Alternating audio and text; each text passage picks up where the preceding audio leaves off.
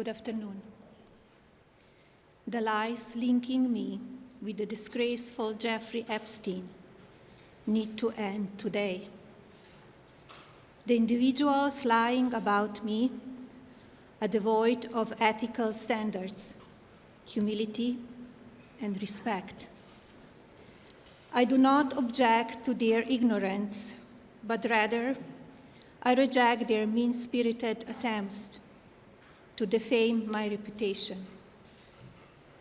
I never been friends with Epstein. Donald and I were invited to the same parties as Epstein from time to time, since overlapping in social circles is common in New York City and Palm Beach. To be clear, I never had a relationship with Epstein or his accomplice, Maxwell.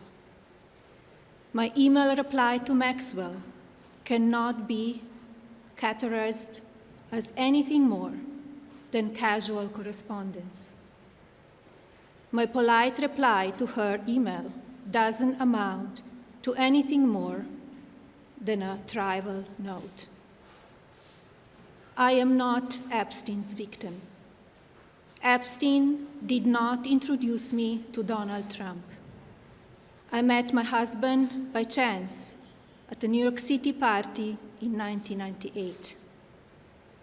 This initial encounter with my husband is documented in detail in my book, Melania. The first time I crossed paths with Epstein was in the year 2000 at an event Donald and I attended together. At the time, I had never met Epstein and had no knowledge of his criminal undertakings. Numerous fake images and statements about Epstein and me have been circulating on social media for years now. Be cautious about what you believe. These images and stories are completely false. I'm not a witness or a named witness in connection with any of Epstein's crimes. My name has never appeared in court documents, depositions, victim statements, or FBI interviews surrounding the Epstein matter. I have never had any knowledge of Epstein's abuse of his victims. I was never involved in any capacity. I was not a participant, was never on Epstein's plane, and never visited his private island. I have never been legally accused or convinced of a crime in connection with Epstein's sex trafficking, abuse of minors, and other repulsive behavior. The false smears about me from mean-spirited and politically motivated individuals and entities looking to cause damage to my good name, to gain financially and climb politically, must stop. My attorneys and I have fought these unfounded and baseless lies with success and will continue to maintain my sound reputation without hesitation.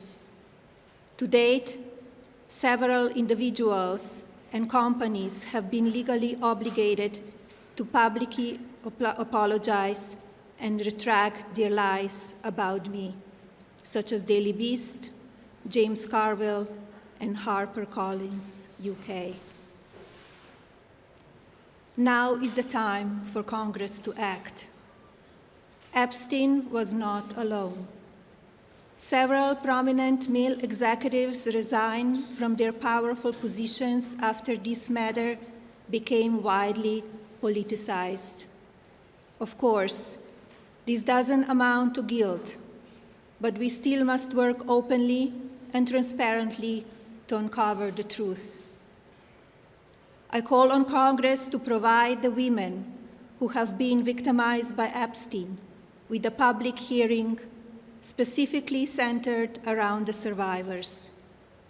Give these victims their opportunity to testify under oath in front of Congress with the power of sworn testimony.